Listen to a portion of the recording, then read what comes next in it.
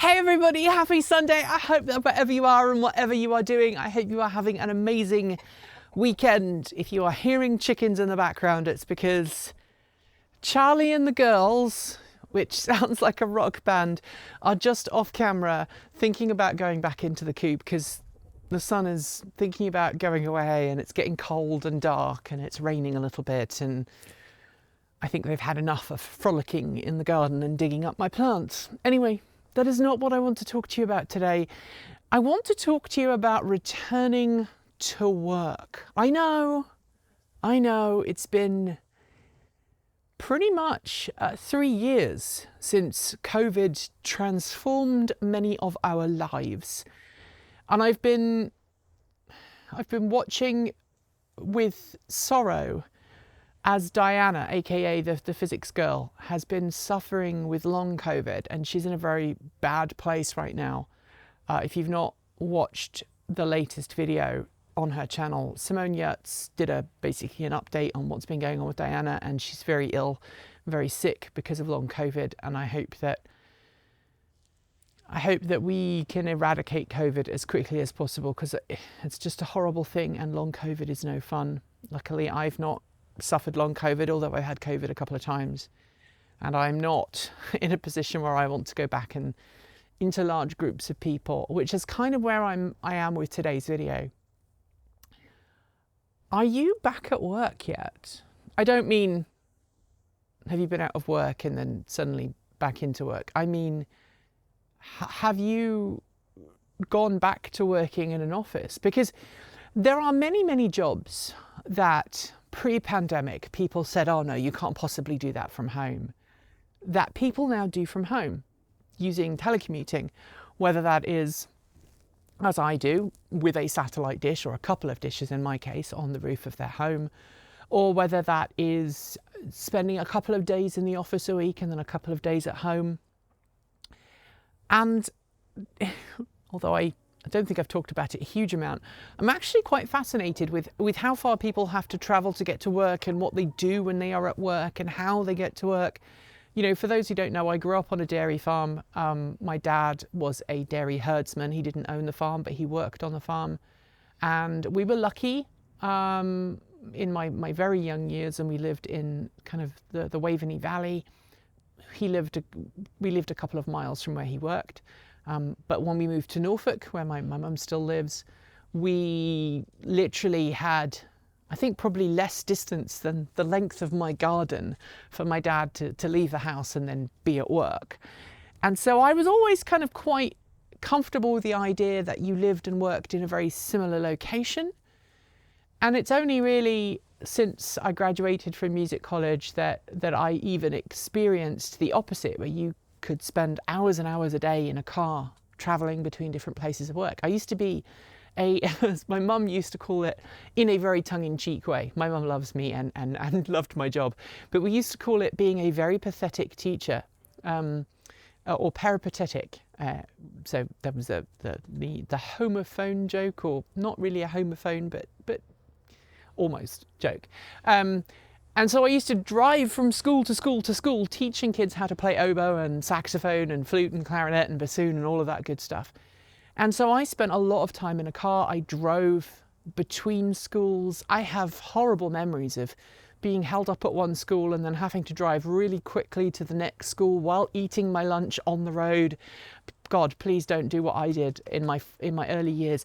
But that was a very different experience to what I have today, which is I live where I work. I do have to travel a lot for work. I'm going to be in the Bay Area next week, and then I'm back home, and then I'm back in the Bay Area, and then I'm down to LA, and then I'm back in the Bay Area, and then I'm flying transatlantically for a bit. But for the most part, I get to work here. I get to film at the house. I get to wake up, go to the gym in my living room. I get to have a shower, get to have my breakfast. And then I go, and our idea of going out for breakfast is if my wife picks up some donuts on a Friday morning, like she did today. It's Friday when we're filming this. Or the idea of going out for a meal.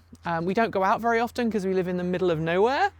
But when we do, it's kind of a special thing. And as a consequence, we eat a little bit more healthily than we might if we both worked out of the office. And the temptation to just grab food on the way home is not a thing for us. We cook at home most days. And I've realized in the last couple of months that I'm now kind of unusual. Most people are now back to working in an office, either masked or unmasked, and that depends on your own personal thoughts about masking policy. I'm still masking when I'm out and about because I frankly do not want to get COVID. I've had it twice. I'm pretty sure it screwed up my lungs the first time I had it, so I'd rather not have it again. But I would love to know how many of you are still working from home in a job that you previously worked in an office to do before COVID came along. Or maybe you are all now back at office. Maybe you're back to having to sit in traffic every day to try and get to and from work. Or maybe you're somewhere in the middle. Maybe you are doing like this hybrid thing. I know my wife is going to have to start going back to her office in the next couple of months, and they're talking about doing a hybrid work thing where she's in the office for a couple of days a week and then she can work from home a couple of days a week. Obviously, there are some challenges to doing that. If you are in certain jobs, you'd have to have a workspace at home and then a workspace in your office. And I'm aware that not everybody can work from home. You know, if you work in retail or you work in a manual labor job that requires you to actually be on site, you don't get to work from home. But if your job involves a computer, maybe calling people on the internet or writing stuff or doing stuff that doesn't actually require you to be in that physical location, maybe you are still working from home.